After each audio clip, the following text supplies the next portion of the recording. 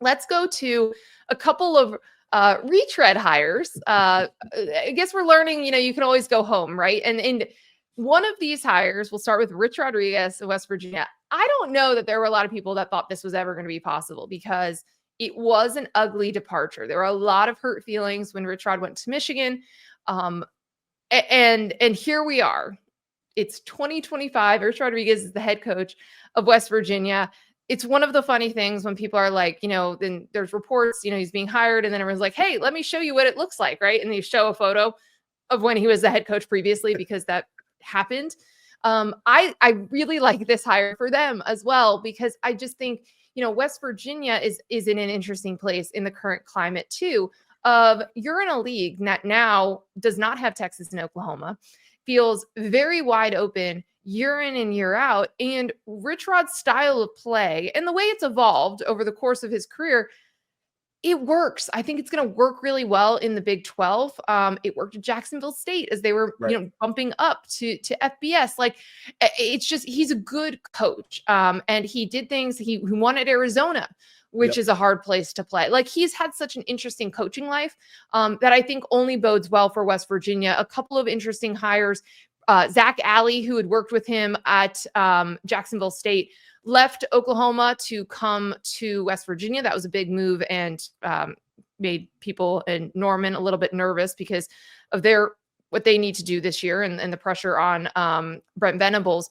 And then earlier this week, he brings back Pat White, who was named the assistant quarterbacks coach, assistant to the head coach, which I also love. I love the idea of melding, hey, remember the glory days of West Virginia football? We're going to be the pieces that help bring us back to national relevance and to chase a Big 12 championship, to chase the college football playoff.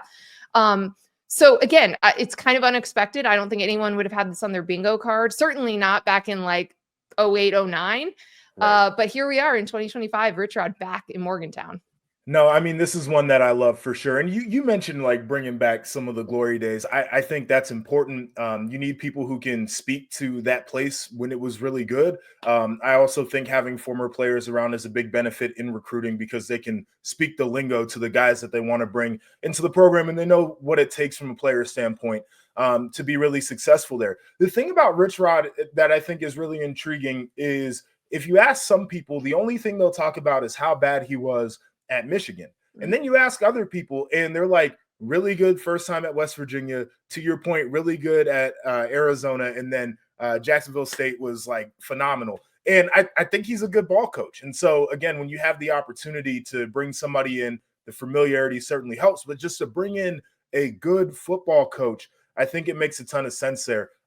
West Virginia, I feel like in the Big 12 is in such a like weird place geographically, and that presents challenges. But I think they also like, you got the schools down in Florida who have really good proximity to great talent. But where he's at in West Virginia, like you can go and get some guys out of the Midwest that are really good and some guys up from the East Coast that are really good. And like I think he can recruit maybe a different base with a really good player profile and build there as it was once done before.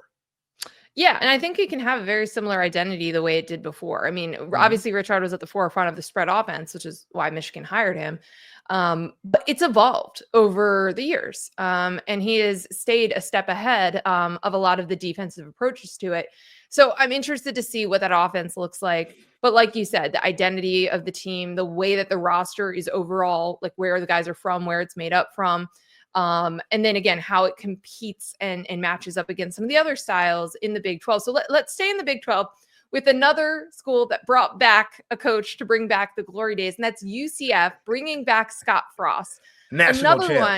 National champion Scott Frost. I think they still have it up in the stadium from 2017.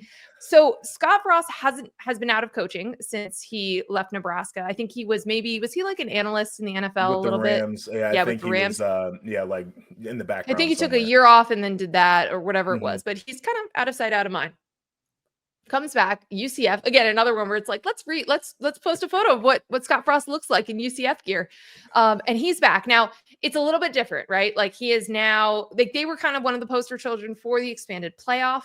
Right. And for the idea that like the best group of 5 teams deserved a shot at this. Now UCF is bumped up. They're in the Big 12, a new look Big 12. But that creates a different path, that there is a path to the playoff for UCF. They don't have to go perfect back-to-back years and still be told they're not good enough. So it's a different world that Scott Frost is walking into, even though it's a familiar place that obviously is welcoming him. He talked a lot about, we hear this from coaches all the time, this idea of like, don't mess with happy. And, you're so focused on climbing and climbing and climbing, that he wishes he hadn't, right? He wishes he had stayed at UCF, which I think is, of course, what you're going to say when you come back to some place that wants you back, that you had a lot of success at. But I think that's going to be very interesting and perhaps instructive as how he handles, this program build the second go around. One hire that I loved was Mackenzie Milton as quarterbacks coach. Again, like everyone's just like going back to the well. If we're going to go back to the good times with this head coach, let's go back and bring some of the key players back here as well. So this one's going to be really interesting. I think it's going to work to a level of success because he does understand the place. But it's just like, this was something that I did not expect. And you just had the previous head coach who people thought was going to work, Gus Malzahn, who left to go become the offensive coordinator at a different program. So like, there's just so many layers to this one, that I'm fascinated to watch how this goes for Scott Frost 2.0. No, it is fascinating. The comment that you brought up that he made about coming back is so intriguing, because I think the reality of the situation is he was never not going to leave for Nebraska as a place he had history with. And when you were at UCF at the time, Nebraska is in a much better position resource-wise, the ability to pay you and to pay a staff that you would take that job. Coming back to UCF now, where they're positioned as a P4 school, like I think it's a great opportunity for him. He already had success there, as you mentioned. The biggest question is, what did he learn from his time at Nebraska? Because things got sideways with him dealing with players and building the roster, but also with the coaching staff. And he has to have that internal conversation of, okay, there are things that I did well before that made me successful. There are also things that I can't do when I come back here that I did before. And so I think as long as he has that conversation, to your point, I don't know what degree is going to work to, but it'll certainly work. I think this is where we realize that this dude can coach ball. He can build a program. He can have them competitive with some of the best in the country. And UCF, frankly, is in a better spot now than they were before to be able to do all those things. Yeah. And again, being in Orlando in this era of college football should be great for them. They should be able to get great players. They should be a place that people want to maybe transfer back to if it didn't work somewhere else. So we'll see. Scott Frost did bring over a couple of the assistants that he had with him at Nebraska. You remember he brought the entire staff from UCF to Nebraska, which was also part of like, hey, maybe that wasn't the best idea. Like maybe you need to do some things differently.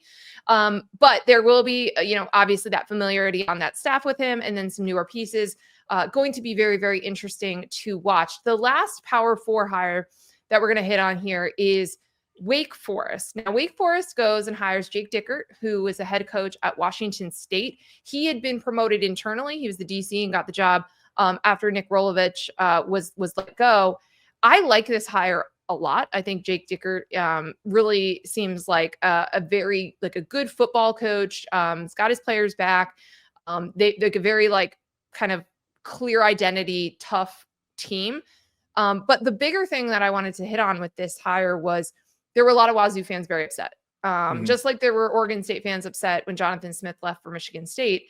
This one, I think even more so because it's not, like in the Big Ten or the SEC.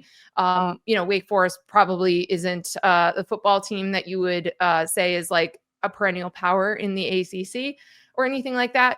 And I think in a different world, it's viewed as a lateral move. But to me, this is just like, okay, guys, I know we want to make the Pac-12 exist.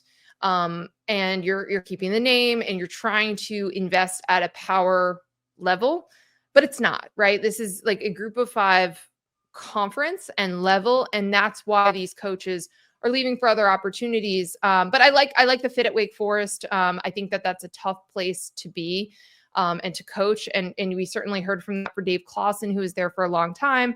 The Sam Hartman years, they had some real success, but it kind of dropped off. And you have academic requirements, again, like a conference that is very split on like, hey, are we investing in football? Are we a basketball league that we're trying to like recapture our basketball glory?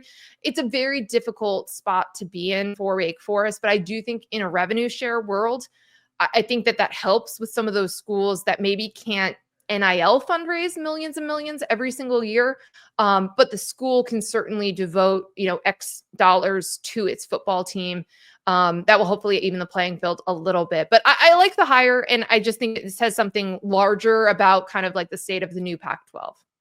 Yeah, I mean, to your point about like the NIL fundraising as well for a school like Wake Forest in Winston-Salem, North Carolina. I lived there as a little kid. Their biggest source of industry is not something you can really leverage for NIL. I don't think people want big tobacco dollars running through the universities like that. So it's certainly a strange spot. You mentioned academic overlays. The ACC as a conference as well, to your point, it's stabilized, but it feels like there is consternation that's still around that conference. But when you're Jake Dickert, you're thinking about what's the best move for my career. And even though this, reemergence of the Pac-12 is something that people are putting a lot of momentum behind and want to happen, I don't think you can risk hanging out somewhere where you don't think there's stability, where you can't accurately, picture the future. But I also think that it's like they're trying to, or at least kind of again reframing, but like they want to be the premier Group of Five league, like right. They want to be like their champion gets in over the Mountain West, over the American. Like that's a different world. That's not equivalent to being in the ACC. Yes. I guess that's kind of what I'm getting at is like, but you don't even know if that can happen, regardless of that, whether that's what they want to do or not. Like, I can't sit here with my career and say, I'm going to just believe everything that you're telling me and hope that it works out that way. Because if you're the top G5 conference, it's like, it's a good spot to be. I'm not trying to disrespect any of that, but it's this whole idea of the unknown and I've got to make the best move for myself.